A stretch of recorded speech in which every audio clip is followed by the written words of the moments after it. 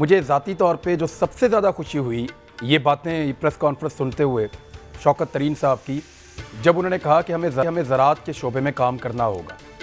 یہ ہم پیٹ کے تھک گئے، کہہ کر تھک گئے۔ میرے خیال میں شاید مجھے ایسا لگنا شروع ہو گیا تھا کہ میں اکیلا صحافی رہ گیا ہوں جو اس کے اوپر بات کر رہا ہوں۔ ہر تھوڑے عرصے کے بعد ہم کسانوں کا ایشو اٹھاتے ہیں، ہم ان کی بات کرتے ہیں، ان کے لیے حق مانگتے ہیں، ان کے لیے بہتر کھاد کی ڈیمانڈ کرتے ہیں، ان کے لیے بہتر پیسٹیسائڈ کی ڈیمانڈ کرتے ہیں، بہتر بیج کی ڈیمانڈ کرتے ہیں۔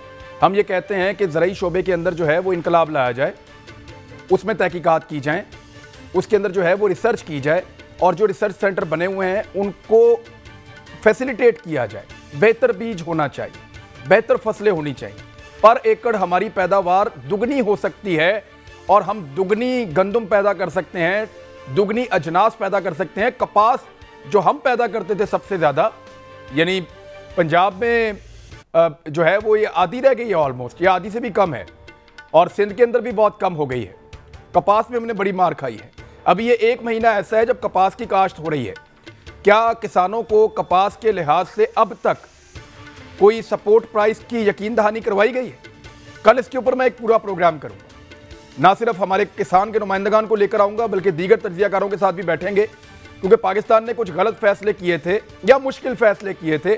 شوکت ترین صاحب کے حوالے سے اگر میں بات کروں، انہوں نے کہا تھا کہ آئی ایم ایف کی مشکل ترین شرائط کے باوجود حکومت نے ان کے ساتھ معاہدہ کیا تھا۔ تو کیا ایسی مجبوریاں تھیں کہ ہمیں وہ معاہدہ کرنا پڑا اور اتنی مشکل شرائط کے اوپر ہم چلے گئے؟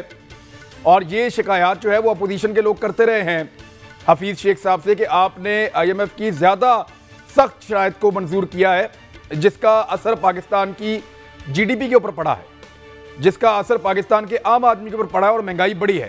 اور زرعی پالیسی جس کی اب بات کی جا رہی ہے، گزشتہ 3 سالوں میں پاکستان تحریک انصاف کی حکومت ایک بہتر زراعت کے شعبے میں پالیسی کیوں نہیں دے پائی؟ اب جب میں بات کر رہا ہوں، تھوڑے دن پہلے کہہ رہے تھے کہ انڈیا سے کپاس منگوانی ہے اس لیے کہ پاکستان میں کم پیدا ہوئی ہے، تو پاکستان میں کپاس اگر زیادہ پیدا کرنی ہے تو کسان کو اس کا انسینٹو دیجئے، کسان کو اس کا فائدہ دیجئے۔ پاکستان میں زیادہ کپاس پیدا ہوگی، جب ہمارے ملک میں کپاس پیدا ہوگی تو ہمیں سستی پڑے گی، ہم اس سے جو ہے پروڈکشن کریں گے، فیصل آباد کی انڈسٹری بہت تیزی سے چلے گی، اور پھر آپ کی ایکسپورٹس بڑھیں گی، تو آپ کو اس میں زیادہ فائدہ ہوگا، بجائے اس کے کہ آپ باہر سے کپاس امپورٹ کریں، پھر یہاں پہ اس میں ویلیو ایڈیشن کریں، اس کو بنائیں، اور پھر یہاں سے چیزیں واپس آپ ایکسپورٹ کریں۔ تو دوسرے ملکوں کو فائدہ دینے کے بجائے اپنے ملک میں فائدہ اٹھائیں اور یہاں پہ پالیسی دیں۔ یہ وہ وقت ہے جب کسان کپاس کی کاشت کر رہا ہے۔ کپاس ہماری ریڑھ کی ہڈی کی حیثیت رکھتی ہے۔ گندم کی پیداوار میں ہم پیچھے چلے گئے، ہمیں اس کو بڑھانا ہوگا۔ ہمیں جو گنے کی کاشت لگ گئی ہے کپاس کے علاقوں کے اندر، اس کو بھی کم کر کے واپس کپاس کی طرف آنا ہوگا، اور کوشش کرنی ہوگی کہ کپاس کسان لگائیں، ان کو فیسیلیٹیٹ کیا جائے، ان کو بہتر پرائس آفر کی جائے، اور ان کو یقین دہانی کروائی جائے کہ کپاس کی فصل میں ان کو مار نہیں پڑے گی، نہ کو بہتر بیج دیا جائے بلکہ ان کو گائیڈ بھی کیا جائے۔ کیا حکومت یہ سارا کچھ کرنے کے لیے تیار ہے؟ ان چیزوں سے بات چیت کا آغاز کریں گے۔ میرے ساتھ جو مہمان موجود ہیں میں تعارف کروں، کنول شوذب ہمارے ساتھ موجود ہیں، ممبر قومی اسمبلی پاکستان تحریک انصاف سے۔ کنول شوذب صاحب بہت شکریہ آپ کا۔ سینیٹر ہمارے ساتھ فنان اللہ خان صاحب موجود ہیں پی ایم ایل این سے، بہت شکریہ آپ کا جوائن کرنے کے لیے۔ ہمیں اخونزادہ چٹان صاحب نے جوائن کیا پاکستان پیپلز پارٹی سے، سر آپ کا بھی بہت شکریہ آج کے پروگرام میں ہمارے ساتھ جوائن کرنے کے لیے۔ سب سے پہلے کنول شوذب صاحب آپ بتائیں کہ آئی ایم ایف کی مشکل شرائط کیوں قبول کی گئی؟ بسم اللہ الرحمن الرحیم، thank you very much Imran. میں انٹروڈکشن اتنا سن نہیں سکی، میں نے تھوڑا سا لیٹ جوائن کیا، لیکن جو شوکت ترین صاحب نے آج پریس کانفرنس کی اس میں انہوں نے کافی ساری چیزیں ایکسپلین کی۔ تھوڑا سا اکنامک بیک گراؤنڈ میں بتا دوں، اس سارے فساد کی جڑ بنی پاکستان کا جو ایک آرٹیفیشل ریٹ پہ رکھی گئی اوور ریٹڈ کرنسی تھی، جس میں ڈالر کو جان بوجھ کے سستا رکھا گیا۔ اسحاق ڈار صاحب کی بڑی مہربانی، جن کو سارے سمجھتے ہیں کہ بہت زبردست وہ اکنامک سائنسدان ہیں، وہ پاکستان کے ورسٹ اکنامک ہٹ مین کے طور پہ ثابت ہوئے، کیونکہ اوور ریٹڈ کرنسی کے نتیجے میں آپ کا ٹریڈ گیپ بڑھا، امپورٹس بڑھ گئیں، ایکسپورٹس $25 بلین سے ڈراپ کر کے 20 پہ گئیں، اور بہت مشکل سے واپس $22.8 بلین پہ آئی۔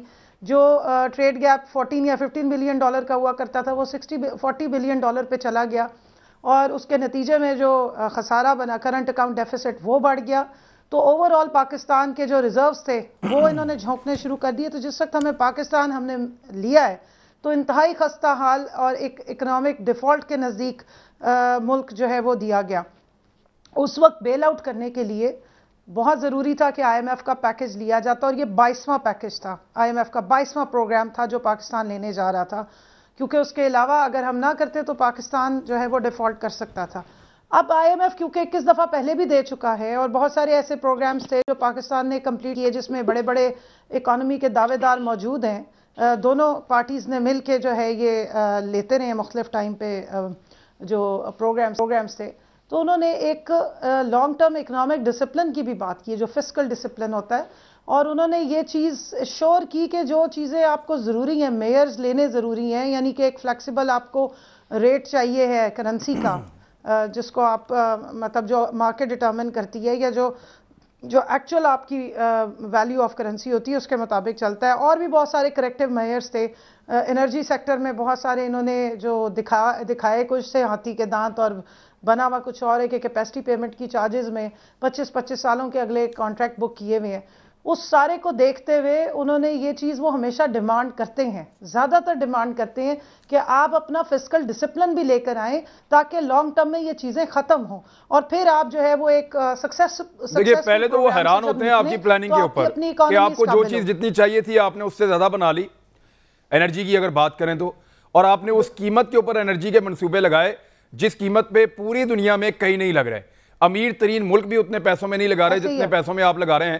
پہلے تو وہ حیران ہوتے ہیں، پھر وہ آپ کو کہتے ہیں کہ جناب، پھر وہ پریشان ہوتے ہیں کہ ہمارے پیسے واپس کیسے آئیں گے. تو اس کا ایک ہی حل ہے کہ آپ مہنگائی کریں پاکستان میں.